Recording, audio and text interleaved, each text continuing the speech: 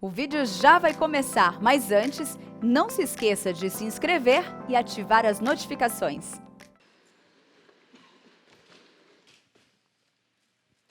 Meus amados, nós vamos abrir a palavra de Deus, inicialmente em Mateus capítulo 2. Mateus capítulo 2.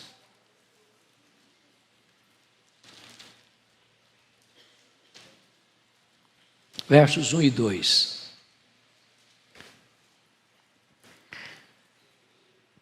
Tendo Jesus nascido em Belém da Judeia, nos dias do rei Herodes, eis que vieram os magos do Oriente a Jerusalém e perguntavam: onde está o recém-nascido rei dos judeus?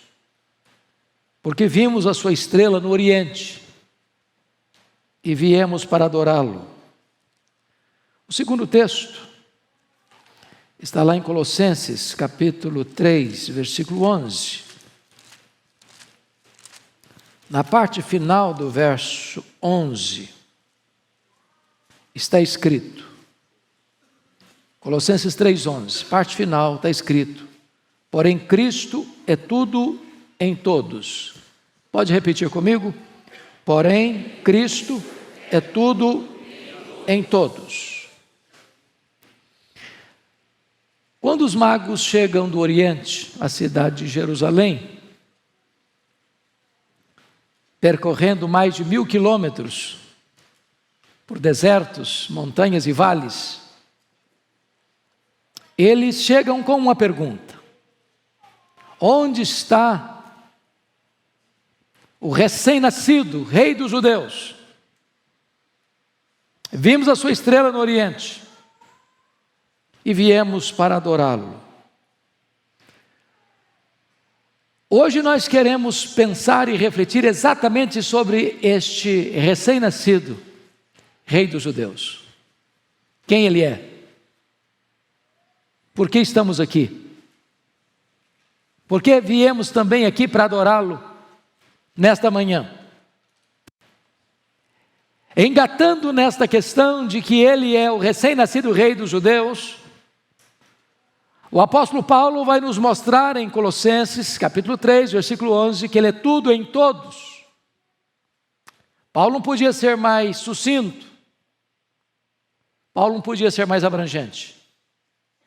Ele é tudo em todos. Ele é tudo na eternidade.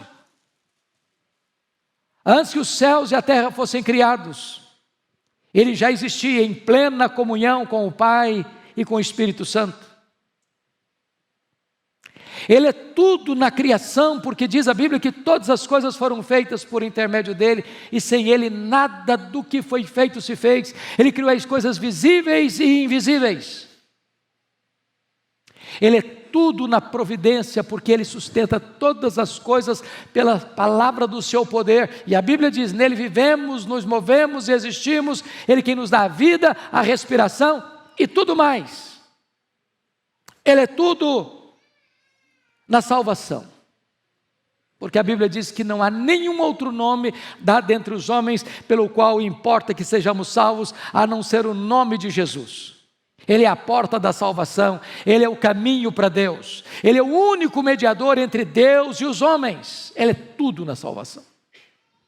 Foi ele em quem veio para assumir o nosso lugar, morrer pelos nossos pecados, ressuscitar para a nossa justificação. Ele é tudo na igreja. Ele é o fundamento da igreja. Ele é o cabeça da igreja. Ele é o dono da igreja. Ele é o edificador da igreja. Ele é o protetor da igreja. Ele é o noivo da igreja. Ele é tudo na igreja. Mas ainda, ele é tudo na história. Ele é o Cordeiro de Deus que morreu, mas está vivo pelos séculos dos séculos. Ele é um leão da tribo de Judá que venceu para abrir o livro e desatar os selos. E ele está sentado no trono e ele tem as rédeas da história em suas mãos. E é ele quem está conduzindo a história à sua consumação. E na consumação, ele é o glorioso vencedor. Ele é tudo na história. Mas ainda, Ele é tudo no céu. Ele é a lâmpada que vai brilhar no céu. Ele é aquele a quem vamos servir no céu. Ele é aquele que vamos conhecer e conhecer e conhecer, e nem toda a eternidade será suficiente para esgotarmos o seu conhecimento, porque Ele é inesgotável em seu ser. Ele é aquele a quem vamos contemplar face a face, e nele nos deleitarmos para sempre e sempre e sempre. Ele é tudo em todos. Mas Ele é tudo no Antigo Testamento, tudo na Bíblia. Todo o Antigo Testamento mostra esta pessoa. Os patriarcas falaram dele, os profetas apontaram para ele. Ele é a semente da mulher que nasceu para esmagar a cabeça da serpente. Ele é o descendente de Abraão, de onde suscita uma descendência tão numerosa como as areias da praia e como as estrelas do céu. Ele é representado no Antigo Testamento por aquele maná que caía do céu, por aquela água que brotava da rocha. Ele é representado no Velho Testamento por aquela coluna de nuvem que guiava o povo de dia, por aquela coluna de fogo que guiava o povo de noite. Ele é representado no Velho Testamento pelo tabernáculo. Ele é representado pela Arca da Aliança. Ele é representado pelo propiciatório, a tampa da Arca da Aliança. Ele é representado por aquilo que estava lá dentro da arca, as tábuas da lei, o vaso com maná e a vara seca de Arão que floresceu. Ele é representado pelo templo de Jerusalém. Ele é representado no Velho Testamento pelas festas. Ele é representado pelos sacrifícios. Tudo apontava para Ele. Ele é a realidade de todas as coisas.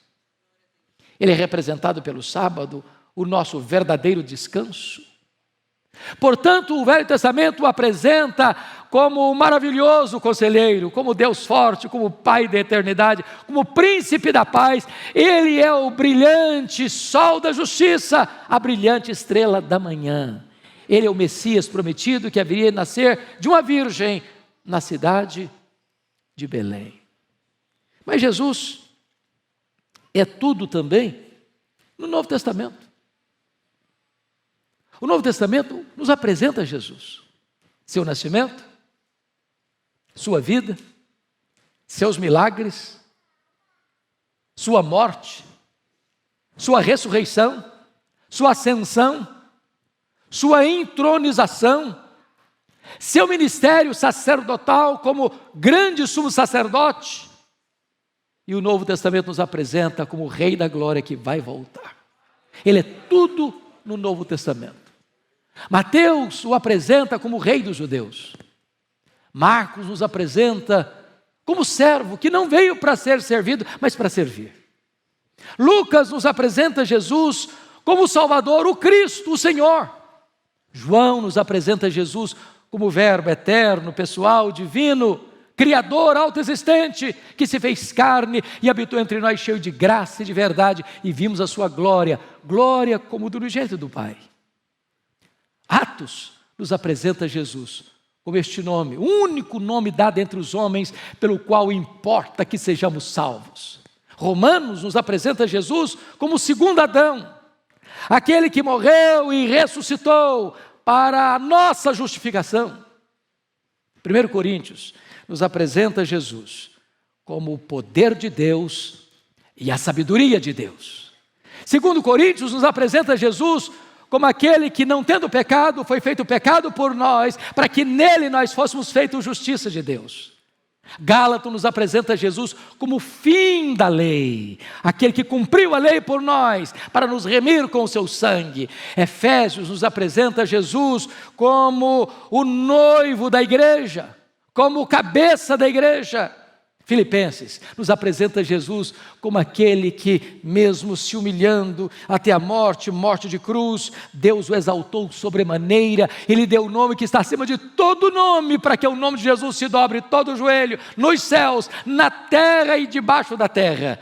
Colossenses nos apresenta Jesus como aquele que é tudo em todos. E 1 Tessalonicenses nos apresenta Jesus como aquele que vai voltar em glória com todos os seus santos. 2 Tessalonicenses nos apresenta Jesus como aquele que virá para manifestar com os seus anjos o seu poder em chamas de fogo para exercer vingança contra os seus inimigos. Mas 1 Timóteo nos apresenta Jesus como o único mediador dado entre os homens, pelo qual importa que sejamos salvos. 2 Timóteo nos apresenta Jesus como aquele que é poderoso para guardar o nosso tesouro até o dia final. Tito nos apresenta Jesus como nosso grande Deus e Salvador, Jesus Cristo. Filemão nos apresenta Jesus como um amigo perdoador. Mas Hebreus nos apresenta Jesus como aquele que é maior do que os profetas, maior do que os anjos, maior do que Moisés, maior do que Arão, maior do que Josué. Hebreus nos apresenta Jesus como o grande sumo sacerdote da linhagem de Melquisedeque. Tiago nos apresenta Jesus como aquele que, em resposta à oração da fé, cura os enfermos. E a Bíblia diz mais, 1 de Pedro nos apresenta Jesus como a pedra fundamental da igreja, como aquele que é a pedra que vive. Mas 2 de Pedro nos apresenta aquele que virá como ladrão, inesperadamente, para fazer novas todas as coisas. 1 de João nos apresenta Jesus como o advogado, o justo. 2 de Pedro nos apresenta Jesus como aquele que virá com grande poder e vai colocar todas as coisas que existem, as obras que nela existem, céus e terra, para incendiar todas as coisas, para fazer novos céus e nova terra. Mas ainda diz a Escritura que em 2 de João, nós vamos ver que Ele é o verdadeiro, a verdade que permanece em nós. Em 3 de João, Ele é o nome mediante o qual os fiéis vivem exemplarmente. E Judas nos apresenta Jesus como aquele que é poderoso para nos guardar de tropeços e nos apresentar com exultação, imaculados diante da glória do Pai. Mas Apocalipse nos apresenta Jesus como Alfa, como Ômega, como o primeiro, como o último, como o leão da tribo de Judá, que venceu para abrir o livro e desatar os seus selos, como aquele que é o Rei dos Reis e o Senhor dos Senhores. Ele é tudo nas Escrituras. Mas agora, voltando para o texto de Mateus, os magos saem lá do Oriente e vêm até Jerusalém e fazem esta pergunta: onde está o recém-nascido Rei dos Judeus? Viemos para adorá-lo. E eu quero destacar aqui, meus irmãos, algo para mim muito fascinante. Primeiro, é que a tradição diz que esses magos eram reis. A Bíblia não diz isso. A tradição diz que eram 3. A Bíblia não diz isso. A tradição diz que eles eram Belquior, Gaspar e Baltazar. A Bíblia não diz nada sobre isso. A Bíblia diz que eles eram gentios.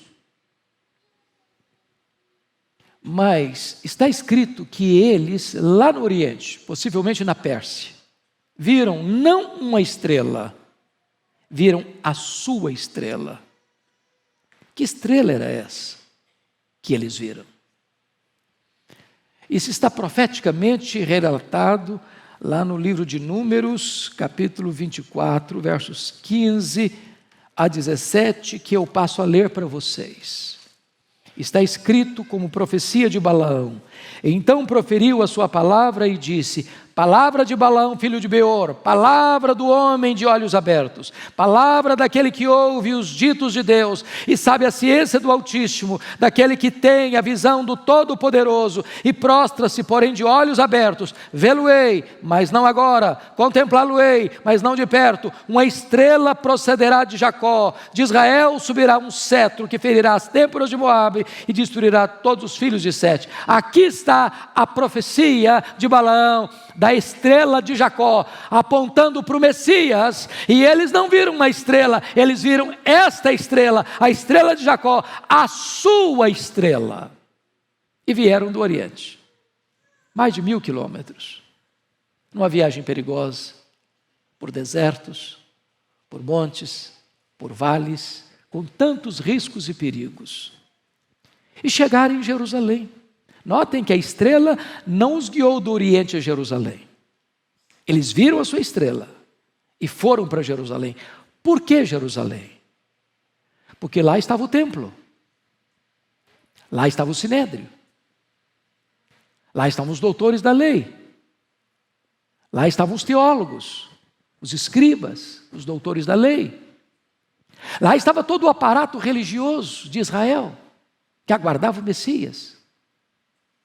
Em outras palavras, eles têm uma revelação fragmentada, parcial. Eles não têm Bíblia, eles não têm Escritura, eles não têm palavras proféticas detalhadas, eles têm apenas uma revelação, a estrela, a sua estrela. Mas ao verem um sinal, ao verem uma revelação parcial e fragmentada, eles correm para onde está o quê? A palavra de Deus. Porque se você quer conhecer Jesus, você precisa abrir a Escritura. Examinai as Escrituras, porque são elas que testificam de mim, disse Jesus. O que me impressiona, pastor Arival, é que quando chegam em Jerusalém, eles chegam com uma pergunta e com um propósito. A pergunta é esta: onde está o recém-nascido Rei dos Judeus? O propósito é: viemos para adorá-lo. Não é possível estar diante de Jesus sem adorá-lo. O que é curioso é que quando chegam, ali está Herodes, o rei Herodes. E diz a Bíblia que quando ele escuta esta pergunta, onde está o recém-nascido Rei dos Judeus, viemos para adorá-lo, o rei Herodes se alarma e com ele toda a cidade de Jerusalém. Era um rei hostil, violento, assassino, perigoso, que já havia matado 40 membros do Sinédrio, que já havia assassinado boa parte da nobreza de Jerusalém, que havia assassinado vários membros da sua própria família, tudo isso por um único motivo: medo de perder o poder. E agora, diante desse fato de que um menino nasceu para ser rei dos judeus, e esse era o título dele, Herodes, rei dos judeus, ele fica alarmado. Jerusalém fica alarmada porque sabia quão sanguinário esse homem era, retratando para nós que muita gente naquele tempo, como hoje, também rejeita Jesus, odeia Jesus. Jesus é um problema para eles. Você tem alguma dúvida que Jesus é odiado hoje? Você tem alguma dúvida que Jesus é rejeitado hoje? Você tem alguma dúvida que hoje falar desse nome de Jesus em alguns lugares parece falar uma palavra passível de penalidade, de prisão, de tortura e de morte?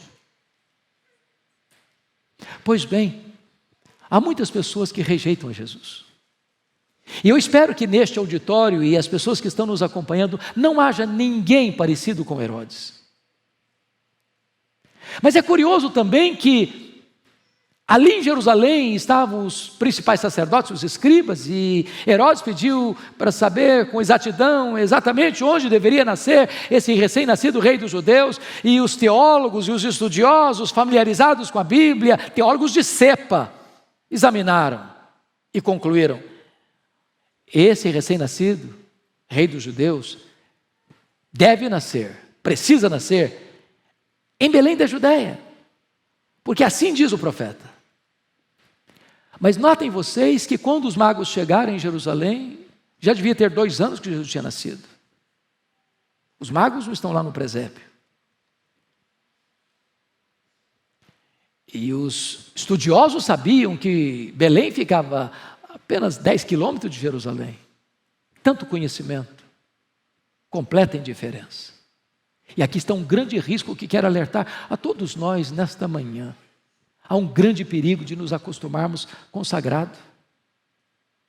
Estarmos envolvidos o dia todo com Bíblia, com teologia, com conhecimento. E de repente todo esse conhecimento já não mexe mais com a gente, não toca mais o coração.